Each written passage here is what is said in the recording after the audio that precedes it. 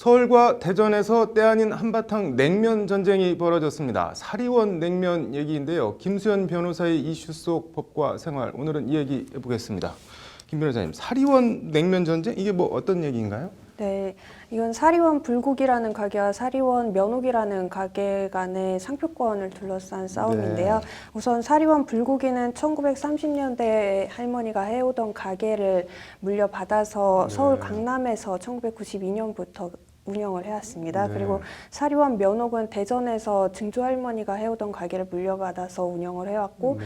또 사리원 면옥이라는 상표를 등록을 했는데요. 네. 문제는 2015년에 사리원 면옥의 대표가 사리원 불고기에 대해서 자신의 상표권을 침해했기 때문에 앞으로는 사리원이라는 상표를 사용하지 말라는 내용 증명을 보내면서 시작이 되었습니다. 네. 그래서 사리원 불고기 대표는 이제 특허심판원에 이 사리원이라는 상표 등록 무효 심판 청구 소송을 제기를 했습니다. 네. 그러니까 무지하게 복잡한데 사리원이라는 간판을 어떤 사람이 먼저 상표 등록을 하고 내 거 쓰지 마라 이렇게 해서 소송이 벌어졌다는 네, 거네요. 그렇습니다. 그러면 뭐 쟁점은 어떻게 되나요? 사리원은 황해북도의 지명인데요. 네. 누구에게나 널리 알려진 지명은 상표법상 상표로 사용할 수가 없습니다. 따라서 이 사리원이라는 지명이 상표법상 상표 등록을 받을 수 없는 현저한 지리적 명칭에 해당하는지 여부가 쟁점이 되었습니다. 네. 법원 판단은 그래서 어떻게 나왔나요? 특허 심판원과 특허 법원은 이 사리원이라는 명칭은 국내 일반인들에게 널리 알려진 명칭에 해당하지 않기 때문에 네. 상표로 사용할 수 있고 따라서 원고 패소 판결을 내렸습니다. 네. 대법원에서도 같은 결론이 나왔나요? 어떻게 됐나요? 아닙니다. 대법원에서는 원심 판단을 뒤집고 달리 판단했는데요. 이 사리원이라는 지명이 널리 알려진 지명에 해당한다고 보아서 사리원 불고기 측의 편을 들어주었습니다. 뭐 대법원 판단이 달라진 이유가 어떻게 되나요?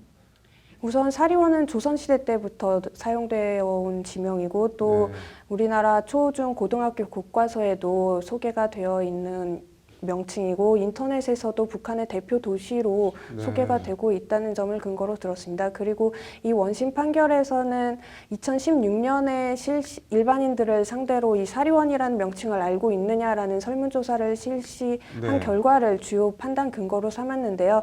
대법원은 이 상표 등록 결정일이 1996년 6월이기 때문에 이 당시를 기준으로 일반인들에게 널리 알려진 지명이었는지 여부를 판단으로 삼아야 한다고 했습니다. 따라서 이 2016년을 기준으로 한 설문조사는 판단의 근거로 사용한 것은 잘못이라고 판단했습니다. 2016년 조사에서는 뭐 사리원 북한 지명인지 잘 모른다 이렇게 나왔던 모양이네요. 네, 그렇습니다. 네. 그러면은 뭐 사리원 면허 오장동 함흥냉면 이런 거는 상표 등록이 돼 있어도 마음대로 갖다 써도 되는 건가요? 우선 함흥냉면을 보면 함흥이라는 지리적 명칭과 또 냉면이라는 어떤 일반적인 명사를 결합한 단어인데요. 이 함흥냉면은 사실 이 자체만으로도 이미 냉면의 한 종류를 일컫는 단어라고 일반인들에게 인식되어 있기 때문에 함흥냉면은 상표로 사용하기는 힘들어 보입니다. 그리고 문제는 여기에 오장동이라는 단어가 과연 현저한 지리적 명칭에 해당하는지 여부가 문제가 될 텐데 만약에 이것이 현저한 지리적 명칭에 해당한다고 판단이 된다면 오장동을 단순 결합한다고 하더라도 상표로 인정받기는 힘들어 보인다고 판단이 되고요.